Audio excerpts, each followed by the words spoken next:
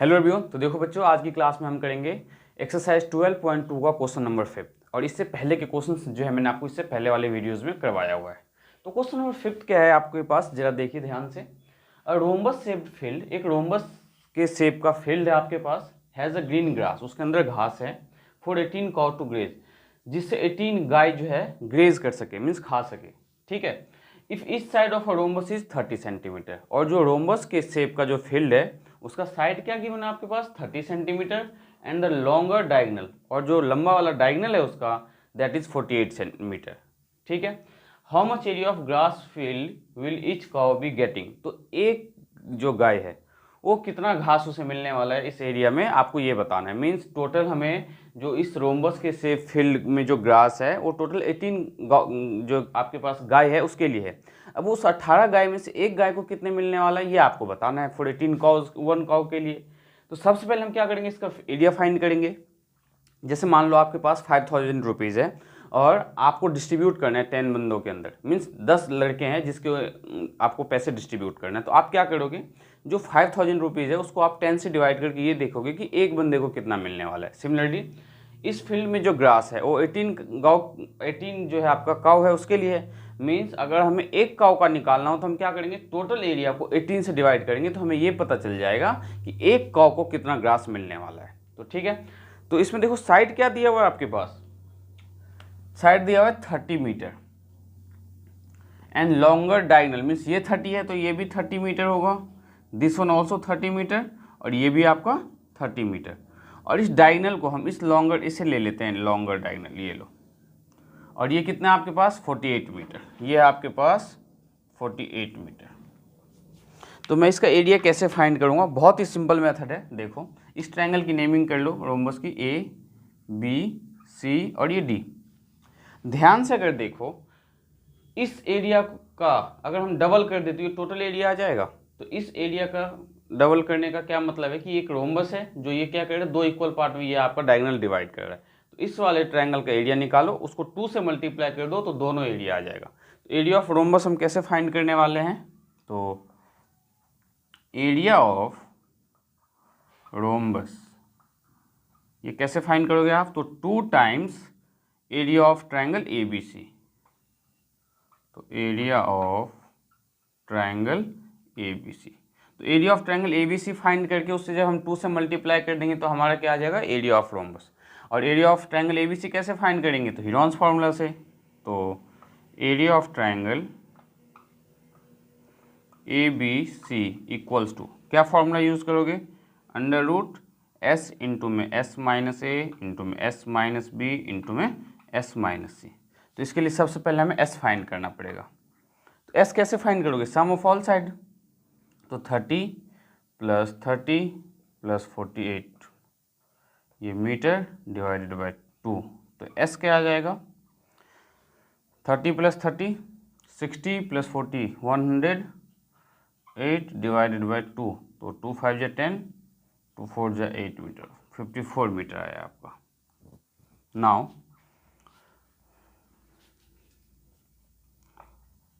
Area of triangle, कौन सा triangle, तो A B C equals to s के आपके पास 54। तो 54 minus 30 a, then 54 minus second side is also 30, and 54 minus आपका क्या है 48, और ये आंसर किस में आएगा आपका, तो मीटर स्क्वायर में।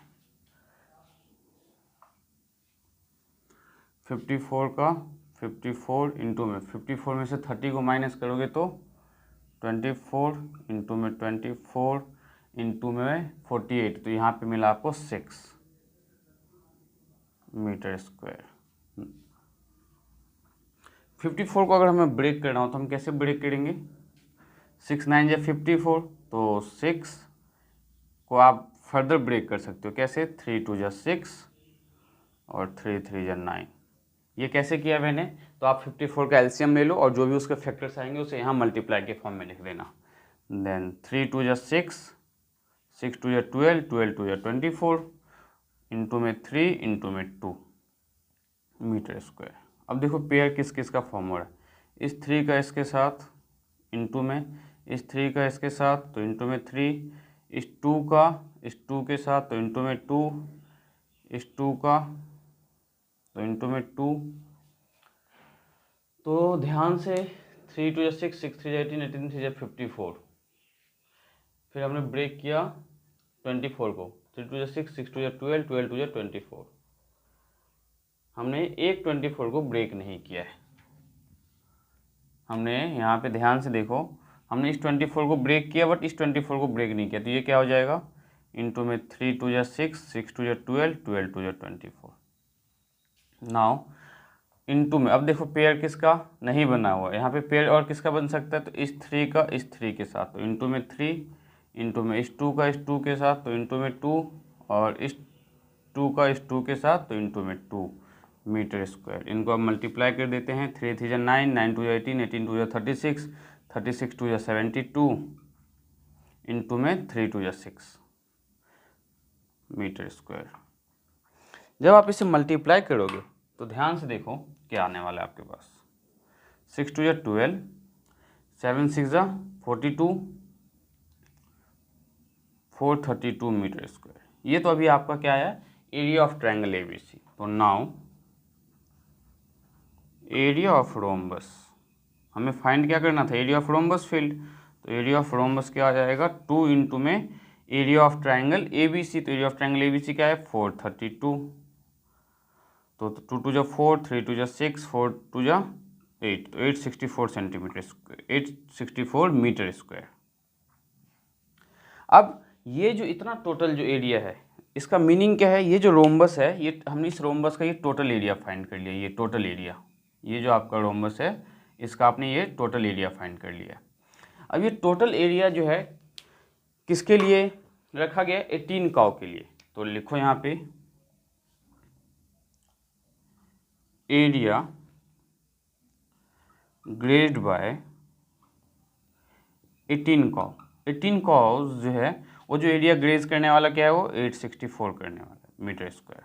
हमें 1 काउ का फाइंड करना है, तो area grazed by 1 cow, area grazed by 1 cow. और जब हमें 1 काउ का निकालना हो तो हम क्या करेंगे, 18 से डिवाइड करेंगे। तो 864 डिवाइडेड बाय 18, ये जो आंसर आएगा वो भी मीटर स्क्वायर में आएगा। तो अब आप इसे सिंप्लीफाई कर सकते हो। तो सिंप्लीफाई किससे हम करें, तो 2 से करेंगे इसे सिंप्लीफाई। 2 4 जा 8, 2 3 जा 6, 2 2 जा 4, 2 9 जा 18। नाउ 432 को आप डिवाइड कर लो 9 से, 9 4 जा 36, 13 में से 6 गया तो 7 2, 9 8 जा 72, तो ये आएगा आपका 48 metre square. So area grazed by, या यहाँ पे ग्रास भी लिख सकते हो आप। सो ग्रास ग्रेज्ड बाय 1 कॉ, एक कॉ को जो मिलने वाला है पार्ट वो कितना मिलने वाला है, 48 मीटर स्क्वायर। ये आपका फाइनल आंसर है क्वेश्चन नंबर 5 का। तो हमने क्या किया, सबसे पहले क्या किया, हमने एरिया ऑफ रोम्बस फाइंड करने के लिए इस ट्रायंगल का एरिया फाइंड किया। अब चाहे तो इस ट्रायंगल का इसका फाइंड करो, एक ही मतलब है। क्यों, क्योंकि इसमें भी 30 30 30 30 और कॉमन पार्ट 48 है, ठीक है। और एरिया ऑफ रोम्बस क्या किया हमने, फिर 2 times area of ABC। Area of rhombus find करने के बाद हमने उसको 18 से क्यों डिवाइड किया, क्योंकि हमें एक कॉ का बताना है कि एक कॉ को कितना मिलने वाला है। तो एक कॉ का हमने कैसे फाइंड किया, 18 से फर्दर डिवाइड कर दिया टोटल एरिया को। तो ये था आपका क्वेश्चन नंबर 5। अब देखते हैं क्वेश्चन नंबर 6 क्या है बच्चों।